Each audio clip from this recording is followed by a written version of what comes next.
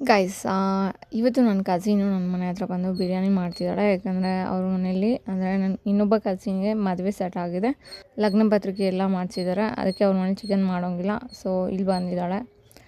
ಕ್ವಿಕ್ಕಾಗಿ ಬಿರಿಯಾನಿ ಮಾಡ್ತಿದ್ದಾಳೆ.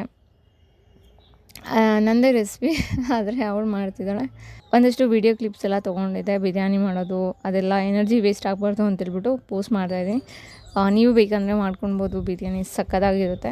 ಒಂದಷ್ಟು ಇಂಗ್ರೀಡಿಯೆಂಟ್ಸ್ ಎಲ್ಲ ಸಿಗಲಿಲ್ಲ ನಮಗೆ, ಅಂದರೆ ಈ ಬಿರಿಯಾನಿ ಸಾಮಾನೆಲ್ಲ ಇರಲಿಲ್ಲ. ಹೊರಗೆ ಹೋಗಿ ಯಾರು ತೊಗೊಂಡು ಬರ್ತಾರೆ ಅಂತೇಳ್ಬಿಟ್ಟು ನಮ್ಮ ಹತ್ರ ಏನಿತ್ತು ಬಿರಿಯಾನಿ ಸಾಮಾನೆಲ್ಲ ಅದೇ ಹಾಕಿದ್ದೀವಿ. ಹೊರಗಡೆ ಸಿಗುತ್ತಲ್ಲ ಬಿರಿಯಾನಿ ಸಾಮಾನು ಅಂತ, ಅದೇನೇನೋ ಬೇ ಲೀವ್ಸು ಮತ್ತು ಕಸೂರಿ ಮೇಥಿ, ಇನ್ನೂ ಸ್ಟಾರ್ಸು, ಅದು ಏನೇನೋ ಬಂದಿರುತ್ತೆ. ಸೊ ಅದನ್ನು ಯೂಸ್ ಮಾಡಿದ್ರೆ ಇನ್ನೂ ಚೆನ್ನಾಗಿರುತ್ತೆ. ಸೊ ನಮ್ಮ ಹತ್ರ ಏನಿತ್ತು ಅದನ್ನು ಯೂಸ್ ಮಾಡಿದ್ವಿ. ಅದಾದಮೇಲೆ ನಾವು ಶುಂಠಿ ಬೆಳ್ಳುಳ್ಳಿ ಪೇಸ್ಟು ಮತ್ತು ಇದು ಪುದೀನ, ಕೊತ್ತಂಬರಿ ಸೊಪ್ಪು ಮತ್ತು ಹಸಿಮೆಣ್ಸಿನ್ಕಾಯಿ ಇದನ್ನು ಪೀಸ್ ಮಾಡ್ಕೊಂಡಿದ್ವಿ. ಆಮೇಲೆ ಗರಂ ಮಸಾಲ ಮತ್ತು ಇದು ಕೊರಿಯಂಡರ್ ಪೌಡರು ಅಂದರೆ ಧನಿಯಾ ಮಸಾಲ, ಧನಿಯಾ ಪೌಡರು ಮತ್ತು ಏನಂತಾರೆ ಗರಂ ಮಸಾಲ.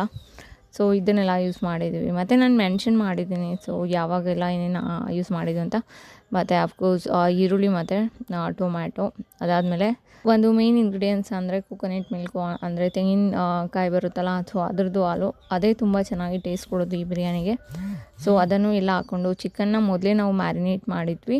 ಅದಕ್ಕೆ ಅರಿಶಿನ, ನಿಂಬೆಹಣ್ಣು ಮತ್ತು ಗರಂ ಮಸಾಲ, ಸ್ವಲ್ಪ ಬಿರಿಯಾನಿ ಮಸಾಲ ಮತ್ತು ಚಿಲ್ಲಿ ಪೌಡರು, ಶುಂಠಿ ಬೆಳ್ಳುಳ್ಳಿ ಪೌಡರು ಎಲ್ಲ ಹಾಕ್ಬಿಟ್ಟು ಮ್ಯಾರಿನೇಟ್ ಮಾಡಿದ್ವಿ. ಸೊ ಅದನ್ನು ಎಲ್ಲ ಹಾಕ್ಬಿಟ್ಟು ಬಿರಿಯಾನಿ ಮಾಡಿದ್ದು ಗೈಸ್. ಎಷ್ಟು ಚೆನ್ನಾಗಿ ಬಂದಿತ್ತು ಗೊತ್ತಾ. ನಾವೇನು ಸರಿಯಾಗಿ ದಮ್ ಕಟ್ಟಿಲ್ಲ, ಎಂಥದ್ದು ಇಲ್ಲ. ಸೊ ಹಾಗೆ ಒಲೆಯಲ್ಲಿ ಮಾಡಿದ್ದು, ಮಡ್ಕೆಲಿ ಮಾಡಿದ್ದು. ಇದೇ ಫಸ್ಟ್ ಟೈಮ್ ನಾನು ಮಡ್ಕೆಲಿ ಬಿರಿಯಾನಿ ಟ್ರೈ ಮಾಡಿದ್ದು.